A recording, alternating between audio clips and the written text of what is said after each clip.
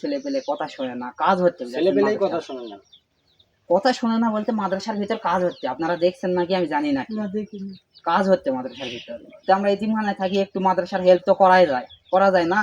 তো একটা ছেলে পেলে যদি হুজুর ডাকে, একটা ছেলে পেলে থাকে না, হুজুর যদি ডাকবার দেয়া পাঠায় 1 ঘন্টার আগে যদি বলে যায় 4-5 ঘন্টা পর, যদি ডাকে জোয়ারের সময় যাবে এসার সময়।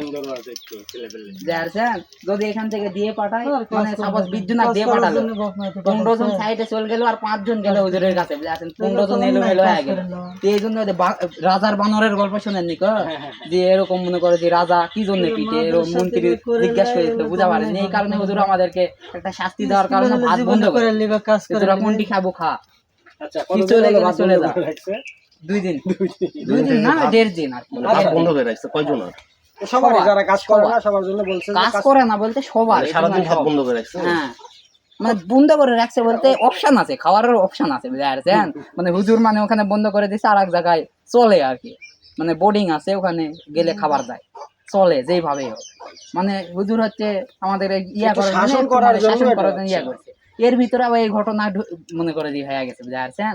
তার একটা গিয়ে যে এখানে বিয়ে হচ্ছে, ওই নাকি বিয়ে বাড়ির নাচ গান হচ্ছিল, নাচ গান দেখছে আর কি। দেখে 1টা 1.5টা বাজে গেছে, 1টা 1.5টার সময় যদি মাদ্রাসা ঢোকে তাহলে অবশ্যই তো হুজুর পিটবে, মানে দায়িত্ব হুজুর নেয়, কিন্তু একটা ছাত্র আছে বড়, ওই মানে পড়ায় আর কি, ওই অবশ্যই ওকে ধরে পিটবে গেলে, অবশ্যই মারবে, ওটা স্বাভাবিক, কারণ ওই 1টা 1.5টা পর্যন্ত বাইরে কি করতে